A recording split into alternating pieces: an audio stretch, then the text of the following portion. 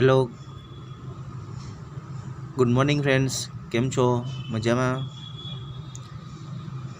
आजना video लेक्चरनी अंदर आपणे articles विषे चर्चा करशुं। बराबर, आर्टिकल्स ने गुजराती में शुं कहेवाय? तो आर्टिकल्स ने गुजराती में कहेवाय उपपद।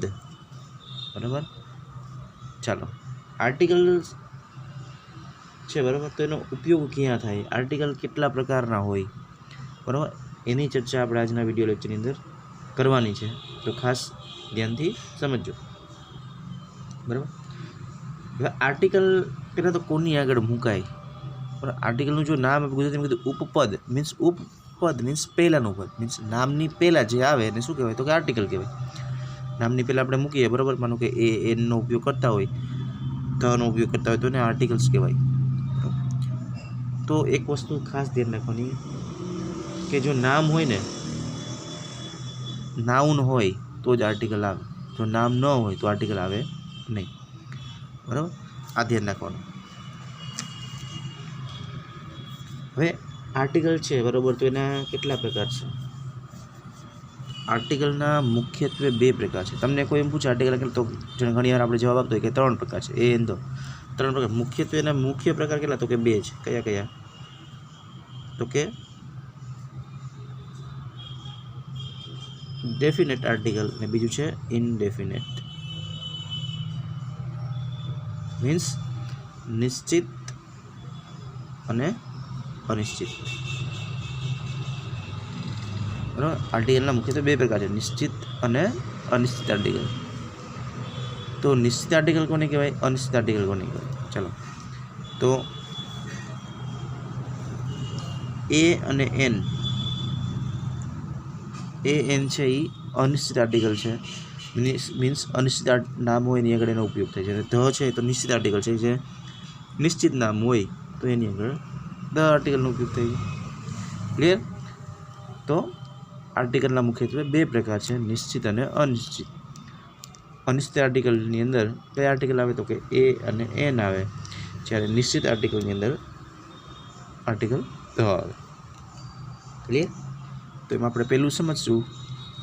पेલું जे छे बराबर, अनिश्चित आर्टिकल એટલે કે ए અને एन એને સમજશું। બરાબર, તો ચાલો પહેલાં શરૂઆત કરીએ। અનિશ્ચિત આર્ટિકલ મીન્સ એ અથવા એનથી, એ અને એન। તો ચાલો એ અથવા એનનો ઉપયોગ ક્યાં થાય આપણે સમજી લઈએ। તો ક્યાં મૂકવામાં આવે આર્ટિકલ્સ? તો કે ગણી શકાય તેવા, સમજીએ એ અને એન ક્યાં મૂકવાય? तो एनी व्याख्या खास अगत्यनी है। सौथी पहला डेफिनेशन समझवानी तमारे आर्टिकल ए अने एन नी। एनी व्याख्या शुं छे? तो कि गणी शकाय तेवा। समझो खास, गणी शकाय तेवा एक वचनना नामनी आगळ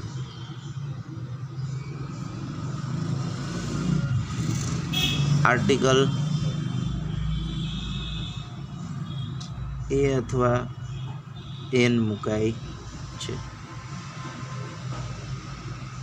चलो आ एनी व्याख्या थई गई। बराबर, शुं कीधुं? तो कि गणी शकाय तेवा एक वचनना नामनी आगळ आर्टिकल ए अथवा एन मुकाय छे। जो गणी शकाय तेवा अने पाछा एक वचनना नामनी आगळ, एनो मतलब शुं थयो? कि बहुवचननुं नाम होय तो एनी आगळ आर्टिकल आवे नहीं। जो आर्टिकल ए अने एन क्यां मुकाय तो खबर होवी जोईए, पण साथे साथे आर्टिकल क्यां नथी मुकाता એ પણ આપણને ખબર હોવી જોઈએ। ચાલો આપણે શું કીધું? તો કે ગણી શકાય તેવા એક વચનના નામની આગળ આર્ટિકલ એ અથવા એન મુકાય છે। બરાબર, હવે પ્રશ્ન એ થાય કે એ ક્યાં મૂકવો, એન ક્યાં મૂકવો? બે એકસાથે તો આવશે નહીં, કાં એ આવશે ને કાં એન આવશે। બરાબર, તો જુઓ હવે એ ક્યાં મૂકવો, એન ક્યાં મૂકવો? એટલે આપણે શીખ્યા હોય કે ભાઈ સ્વર હોય તો एन आवे अने व्यंजन होय तो ए आवे। बराबर, એટલે આપણે એવું જોઈએ કે ए ई आई ओ यू 5 स्वर છે। અંગ્રેજી વિષય ભણી છે એટલે આપણે એવું લાગે કે 5 સ્વર છે અને બાકીના 21 વ્યંજન છે। ગુજરાતી અંગ્રેજીમાં કુલ ए टू जेड ની અંદર 26 મૂળાક્ષરો છે, તેમાંથી 5 સ્વર છે, ए ई आई ओ यू, અને બાકીના 21 શું છે? તો કે વ્યંજન છે। તો આપણે એમાં આવતું હોય કે ए ई आई ओ यू શરૂઆતમાં આવે તો આપણે શું મૂકી દઈએ છીએ? એન મૂકી દેતા હોય અને વ્યંજન આવે તો એ મૂકતા હોય છે, પણ આ મેથડ ખોટી છે. સ્વર વ્યંજન બરાબર છે, ધ્યાનમાં લેવાના છે, પણ કયા સ્વર વ્યંજન ધ્યાનમાં લેવાના છે તો કે ગુજરાતી મૂળાક્ષર પ્રમાણે જોવાનું છે. બરાબર, ગુજરાતી મૂળાક્ષરને ધ્યાનમાં લેવાના. તો હવે એ ક્યાં આવે, એન ક્યાં આવે સમજી લ્યો. તો એની જે ડેફિનેશન હું બોલું ને ખાસ ધ્યાનમાં લેજો કે ઉચ્ચાર કરતી વખતે, જો લખતી વખતે નથી કહેતો હું, ઉચ્ચાર કરતી વખતે મીન્સ બોલતી વખતે, ઉચ્ચાર કરતી વખતે સમજો. જો લખું છું, ઉચ્ચાર કરતી વખતે, ઉચ્ચાર કરતી વખતે સ્વરથી શરૂ થતા નામની આગળ, સ્વરથી શરૂ થતા નામની આગળ શું મુકાય તો કે એન મુકાય છે. અને ઉચ્ચાર કરતી વખતે વ્યંજનથી શરૂ થતા નામની આગળ આર્ટિકલ એ મુકાય છે. સમજાઈ ગયું? જો ઉચ્ચાર કરતી વખતે હું બોલ્યો, લખતી વખતે નથી કીધું, તો ઉચ્ચાર કરતી વખતે સ્વરથી શરૂ થતા નામની આગળ એન મુકાય અને ઉચ્ચાર કરતી વખતે વ્યંજનથી શરૂ થતા નામની આગળ એ મુકાય છે. ક્લિયર હતું? હવે જો સ્વર વ્યંજન ધ્યાનમાં લેવાના, પણ કયા ધ્યાનમાં લેવાના તો કે ગુજરાતી મૂળાક્ષરના. કયા ધ્યાનમાં લેવાના? ગુજરાતી. જેમ કે ક થી જ્ઞ હોય તો એ શું કહેવાય તો કે વ્યંજન કહેવાય. ગુજરાતીમાં જે ક થી જ્ઞ આવે એને આપણે શું કહીશું? વ્યંજન. મીન્સ ક થી જ્ઞમાં ઉચ્ચાર થતો હોય તો શું જવાબ આવશે? એ આવશે. અને અ, આ, ઈ, ઉ, અવા અને અહમ સુધી આ જે 12 સ્વર છે એનાથી ઉચ્ચાર થતો હોય તો શું આવશે? એન આવશે. ક્લિયર એટલું? બસ આટલું જ ધ્યાનમાં લેવાનું છે, એટલે તમને આર્ટિકલ મૂકવામાં ક્યારેય ભૂલ પડશે નહીં. બરાબર? એન મૂકવામાં ક્યારેય ભૂલ પડશે નહીં. બાકી ઘણા સ્પેલિંગ એવા હશે કે એક જ સ્પેલિંગ બરાબર અક્ષરથી સ્ટાર્ટ થતા હશે, સેમ અક્ષરથી, પણ આન્સર અલગ અલગ હતું. જેમ કે આપણે જોઈ એક્ઝામ્પલ જોઈએ. ચાલો હવે આપણને ખબર પડી ગઈ કે ભાઈ આર્ટિકલના 2 પ્રકાર છે, નિશ્ચિત અને અનિશ્ચિત. નિશ્ચિતની અંદર ધ આર્ટિકલ આવે અને અનિશ્ચિતની અંદર આવશે એ અને એન. તો જો હવે એ એન ક્યાં આવશે? તો આપણે કીધું કે ઉચ્ચાર છે એ સ્વરથી શરૂ થતો હોય તો એન આવશે, ને જો ઉચ્ચાર છે એ વ્યંજનથી શરૂ થતો હોય તો એ આવશે. જેમ કે એક્ઝામ્પલ જોઈએ, હું કહું કે ખાલી જગ્યા અમ્બ્રેલા, ખાલી જગ્યા યુનિટી, બરાબર, યુનિવર્સિટી. ચાલો તમને એમ કીધું કે એન વડે ખાલી જગ્યા પૂરું તો શું આવશે જવાબ? તો જો આનો અમ્બ્રેલા તો શું આવશે? એન આવશે. ત્રણેયના જો યુથી શરૂ થાય એટલે ઘણીવાર આપણે શું કરતા કે યુ આવ્યું સ્વર કહેવાય એટલે શું મૂકી દઈએ છીએ? એન મૂકી દેતા હોય, પણ ત્રણેયમાં જવાબ સરખો આવતો નથી. બરાબર? જેમ કે આનો વિચાર શું કર્યો તમે? અમ્બ્રેલા. જોજો અમ્બ્રેલા તો અ આવ્યો કે નહીં? મેં કીધું તો ગુજરાતી મૂળાક્ષર ધ્યાનમાં લેવાના. તો અ શેમાં આવે? ક થી જ્ઞમાં આવે? નો આવે, સ્વરમાં આવે, એટલા માટે એન જવાબ આવ્યો. હવે આને થઈ યુનિટી, તો આને શું લખાય? યુનિટી એવું લખાય. તો શું આવ્યું? યુ આવ્યું, ય આવ્યો ને, એનો અક્ષર શું છે? ય છે. તો ય ક થી જ્ઞમાં આવે કે ન આવે? તો કે હા, તો એ ઉચ્ચાર વ્યંજનથી શરૂ થાય છે, એટલા માટે એનો જવાબ આવશે એ આવશે. અને આમાં પણ એવું છે, યુનિવર્સિટી, યુનિવર્સિટી તો ય આવ્યો, તો એમાં પણ શું આવે? એ આવે. ક્લિયર? તો મેં ગુજરાતી મૂળાક્ષરના સ્વર વ્યંજન ધ્યાનમાં લેવાના છે, તો કોઈ દિવસ ભૂલ પડશે નહીં. ય શેમાં આવે? તો પ્રતિજ્ઞમાં આવે, પ્રતિજ્ઞ વ્યંજન કહેવાય, તો વ્યંજન તો એ મૂકવાનું છે. સમજાય? તો આ રીતે તમારે જવાબ લખવાનો છે. ચાલો પ્રેક્ટિસ માટે બીજા એક્ઝામ્પલ છે હું તમને આપું છું, એની પ્રેક્ટિસ કરવાની છે. બરાબર? ચાલો બીજા એક્ઝામ્પલની આપણે પ્રેક્ટિસ કરીએ. આના સિવાય તમારે જો હોમવર્કમાં પ્રેક્ટિસ કરવાની છે, જવાબ લખવાના છે. બરાબર? ખાલી જગ્યા યુનિટ, તમારે એક એન વડે ખાલી જગ્યા પૂરવાની. બરાબર? પછી ઇન, ખાલી જગ્યા day, month, uniform,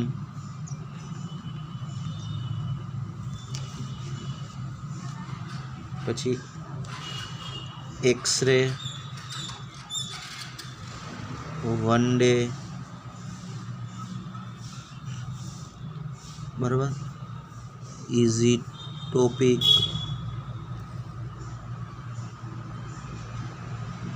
election,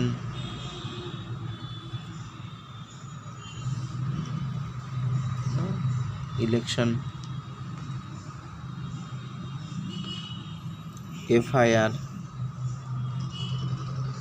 album,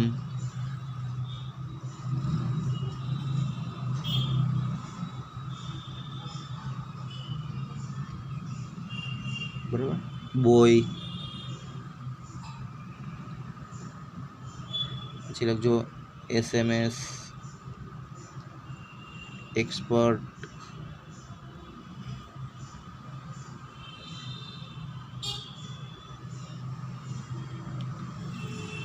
HMT watch,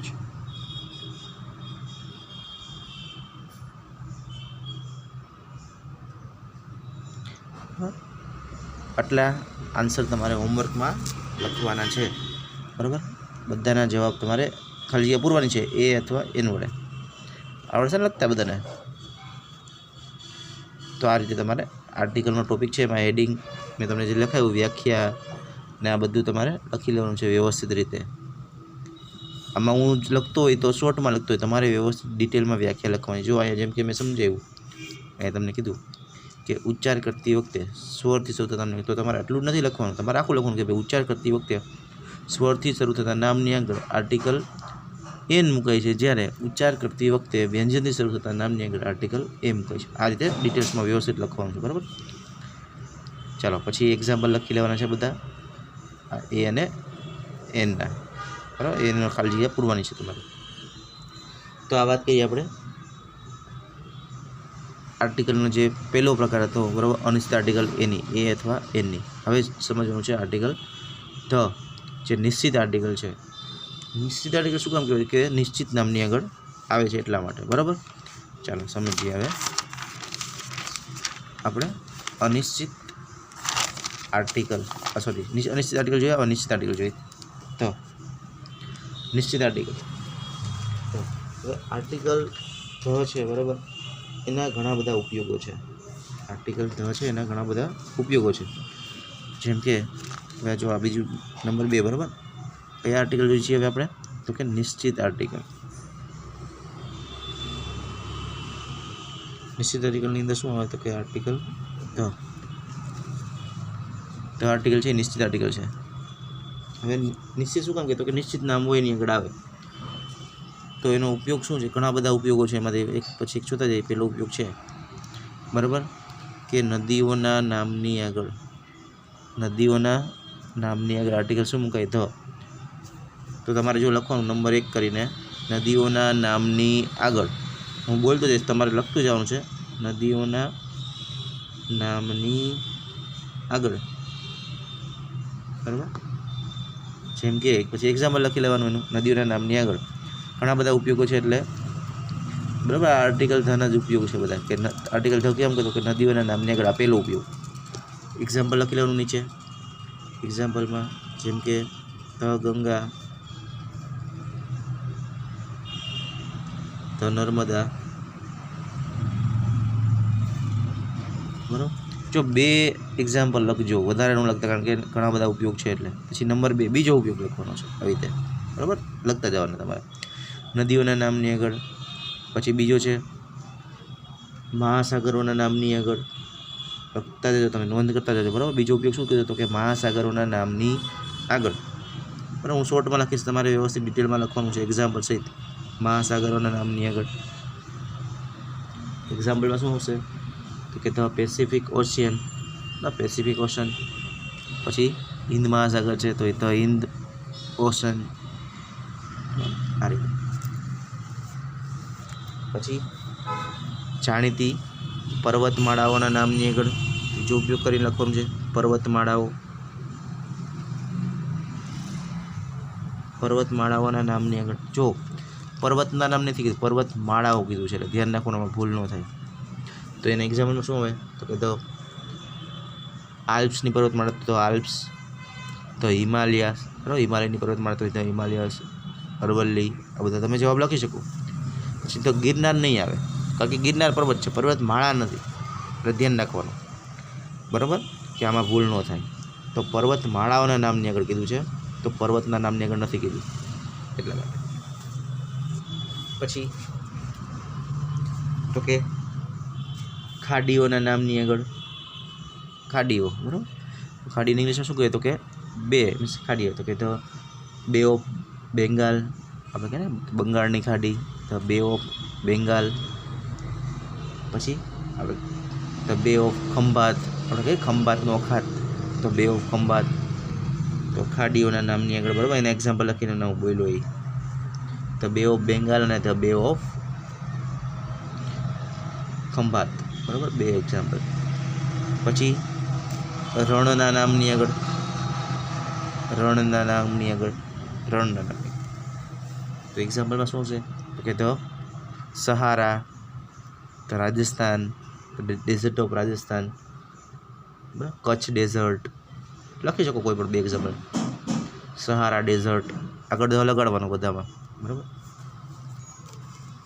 પછી નહેરોના નામની આગળ, નહેરોના નામ, કેનાલ હોય ને, કેનાલ, નહેરો, તો પનામા, તો સુએઝ, બરાબર, બધી નહેરો કહેવાય, બરાબર, નહેરોના નામ, તો પનામા છે, તો સુએઝ છે. પછી તો કે ટાપુઓના નામની આગળ, ટાપુ કયા કયા છે ટાપુ, તો કે ધ માલદીવ્સ, માલદીવ્સ ટાપુ છે. આંદમાન નિકોબાર ટાપુ છે, તો ધ આંદમાન નિકોબાર, ધ માલદીવ્સ, એની આગળ ધ લાગે, બરાબર. પછી ખંડના નામની આગળ, ખબર છે 7 ખંડ છે, એશિયા, આફ્રિકા, આ બધા, તો ખંડોના નામની આગળ, ખંડોના નામની આગળ તો શું આવશે, તો એશિયા, તો આફ્રિકા, બરાબર. તો આવી રીતના ખંડના નામની આગળ પણ આર્ટિકલ ધ લાગે, બરાબર. ત્યાર પછી લખો નેક્સ્ટ, તો કે પવિત્ર ધર્મગ્રંથોના નામની આગળ, પવિત્ર ધર્મગ્રંથો, ધર્મગ્રંથોના નામની આગળ, તો ધર્મગ્રંથો કયા કયા, તો કે ધ રામાયણ, ધ ગીતા, બરાબર, the Bhagavad Gita, the Ramayana, the Bible, Quran, ઘણા બધા આવી શકે. પછી વર્તમાન જાણીતા વર્તમાનપત્રોના નામની આગળ, વર્તમાનપત્રોના નામની આગળ, તો ટાઈમ્સ ઓફ ઇન્ડિયા છે, તો ઇન્ડિયા ટુડે છે, ઇન્ડિયન એક્સપ્રેસ, એના એક્ઝામ્પલ લખી શકો બે વર્તમાનપત્રોના નામની આગળ. પછી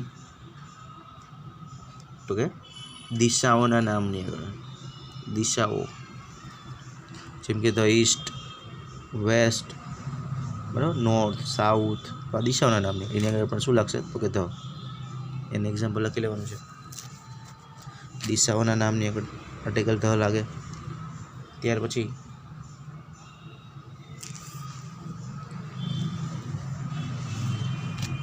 તો કે કુદરતની અજોડ વસ્તુઓના નામની, કુદરતની અજોડ વસ્તુઓના નામની આગળ, જેમ કે the sun, the moon, the earth, આ બધી કુદરતની અજોડ વસ્તુ છે, તો એના નામની આગળ શું લાગે, આર્ટિકલ ધ લાગશે. પછી ક્રમિક સંખ્યાઓના નામની આગળ, ક્રમિક સંખ્યાઓના નામની, જેમ કે ક્રમિક સંખ્યાઓ કઈ કઈ છે, તો કે the first, the second, the last, આ બધી ક્રમિક સંખ્યાઓના નામની આગળ પણ ધ લાગે. તો ક્રમિક સંખ્યાઓના નામની આગળ આર્ટિકલ ધનો ઉપયોગ થાય છે. પછી અજાયબીઓના નામની આગળ ધ લાગે, અજાયબીઓ, ખબર છે ને, અજાયબીઓ, અજાયબી, અથવા તો જાણીતી ઇમારતો કહી શકો તમે, જાણીતી ઇમારતો અથવા તો અજાયબીઓના નામની આગળ, જેમ કે ધ સ્ટેચ્યુ ઓફ યુનિટી છે, બરાબર, તો તાજમહેલ છે, તો બુર્જ ખલીફા છે, તો બધી જાણીતી ઇમારતો થઈ, અથવા તો અજાયબીઓ, એના નામની આગળ આર્ટિકલ ધ લાગે. પછી તો કે શ્રેષ્ઠતા દર્શક વિશેષણોના નામની આગળ, કોની આગળ, શ્રેષ્ઠતા દર્શક, બરાબર, શ્રેષ્ઠતા દર્શક વિશેષણોના નામની આગળ, વિશેષણ, શ્રેષ્ઠતા દર્શક વિશેષણોના નામની આગળ, બરાબર. એટલે શું તો કે આપણે ધ બેસ્ટ, ધ હાઈએસ્ટ. આ શ્રેષ્ઠ દર્શક વિશેષણો કહેવાય. The best, the highest means superlative ડિગ્રીનો ઉપયોગ થાય. The most useful. તો આ બધા શ્રેષ્ઠ દર્શક વિશેષણો છે, તો એની આગળ શું લાગે? ધ લાગે. પછી તો કે ટ્રેનના નામની આગળ જાણીતી ટ્રેનના નામની ટ્રેનના નામ, બરાબર. તો ટ્રેનના નામ કયા કહે છે? તો કે ધ રાજધાની એક્સપ્રેસ, બરાબર. આપણને નામ યાદ હોવા જોઈએ. ધ રાજધાની એક્સપ્રેસ છે, ધ શતાબ્દી એક્સપ્રેસ, રાજધાની express, the Shatabdi express, Howrah express છે, તો આની આગળ ધ લાગશે. પછી બેંકોના નામની આગળ, બેંકોના નામની આગળ, બેંકોના નામને તમને આવડતા હોય the bank of India, the ICICI bank, the Punjab national bank. કોઈ પણ બે એક્ઝામ્પલ લખવાના આપણે, બધા નહીં, નહીંતર આપણું લિસ્ટ બહુ લાંબુ થઈ જાય. તો બેંકોના નામની આગળ લાગે. પછી જાણીતા વિમાનોના નામની આગળ ધ લાગે, વિમાનોના નામની આગળ ધ જેટ, ધ વાયુદૂત, બરાબર. તો આની આગળ ધ લાગે, બરાબર. ત્યાર પછી તો કે જાણીતા પુસ્તકો છે, એની આગળ પણ ધ લાગે. જાણીતા પુસ્તકો, જાણીતા પુસ્તકોના નામની આગળ જેમ કે ધ ડિસ્કવરી ઓફ ઇન્ડિયા છે, બરાબર. The art of living, the guide, wings of fire, બરાબર. વિંગ્સ ઓફ ફાયર જો અબ્દુલ કલામે લખેલું પુસ્તક છે. ડિસ્કવરી ઓફ ઇન્ડિયા છે, એ જવાહરલાલ નહેરુનું પુસ્તક છે. તો આ જે જાણીતા પુસ્તકો છે એના નામની આગળ પણ આર્ટિકલ ધ લાગે છે, તો આ યાદ રાખવાનું. પછી તો કે જાણીતા વહાણોના નામ, બરાબર. જાણીતા વહાણો મીન્સ મોટા મોટા સ્ટીમરો હોય એના નામની આગળ ધ લાગે. જેમ કે ધ ટાઇટેનિક છે, બરાબર. ટાઇટેનિક નામ ખબર છે બધાને. પછી ધ સાગર સમ્રાટ છે, તો વિક્રાંત, આઈએનએસ વિક્રાંત, બરાબર. તો આવા બધા જાણીતા વહાણોના નામની આગળ આર્ટિકલ ધ લાગે. બધાના એક્ઝામ્પલ લખે તો ટાઇટેનિક છે, સાગર સમ્રાટ છે, તો વિક્રાંત, આઈએનએસ વિક્રાંત. પછી તો કે સંગીતના સાધનોના નામની આગળ પણ ધ લાગે. સંગીતના સાધનો એની આગળ શું લાગે? તો કે ધ. જેમ કે ધ પિયાનો, ધ ગિટાર. તો જાણીતા સંગીતના સાધનો, બરાબર. સંગીતના સાધનો નામની આગળ પણ ધ લાગે છે, બરાબર. ત્યાર પછી તો કે કોઈ ઉચ્ચ હોદ્દા હોય, સરકારીના જે ઉચ્ચ હોદ્દા હોય એની આગળ પણ શું લાગે? તો કે ધ લાગે. જેમ કે the prime minister, the mayor, બરાબર. તો ઉચ્ચ પદોના નામની આગળ, ઉચ્ચ પદોના નામની આગળ તો આર્ટિકલ ધના બધા ઉપયોગો છે. આની વ્યવસ્થિત તમારી બુકમાં નોંધ કરી લેવાની છે ને, એક્ઝામ્પલ સહિત. હું જે એક્ઝામ્પલ દરેકના બોલતો ગયો છું એ એક્ઝામ્પલ ખાસ લખવાના છે, બરાબર. એટલે તમારી બુકમાં નોંધ કરી લેવાની છે. અને આ બધા ઉપયોગો છે આર્ટિકલ ધના છે. તો આજના વિડીયો લેક્ચરની અંદર આપણે આર્ટિકલ્સ વિશે ચર્ચા કરી કે આર્ટિકલ છે એની વ્યાખ્યા શું આવે, એના કેટલા પ્રકાર છે, બરાબર, અને એનો ઉપયોગ ક્યાં ક્યાં થાય છે. આ બધું વ્યવસ્થિત તમારી બુકમાં લખાઈ જવું જોઈએ, જેથી કરીને નેક્સ્ટ વિડીયો લેક્ચર આવે તો એનું લખવાનું અને આ વસ્તુ લખવાની બે ભેગી થઈ જાય નહીં, બરાબર. તો અહીંયા આપણે આ આર્ટિકલનો જે વિડીયો લેક્ચર હતો એ અહીંયા પૂરો થાય છે.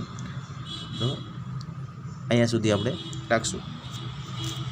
બાકીનું નેક્સ્ટ વિડીયો લેક્ચરની અંદર નેક્સ્ટ ટોપિક સાથે ચર્ચા કરશું, બરાબર. છતાંય તમારે કોઈ કંઈ ક્વેશ્ચન હોય, ન સમજાતું હોય તો તમે પૂછી શકો છો, બરાબર. તમારે એક બુક બનાવવાની છે ગ્રામરની, એની અંદર જે પહેલાં આગળના ટોપિક લખાવ્યા હતા તમને, નાઉન, પ્રોનાઉન અને ત્યાર પછી આ આર્ટિકલ, આટલું તમારે તમારી બુકમાં લખી લેવાનું છે. Okay, thank you friends.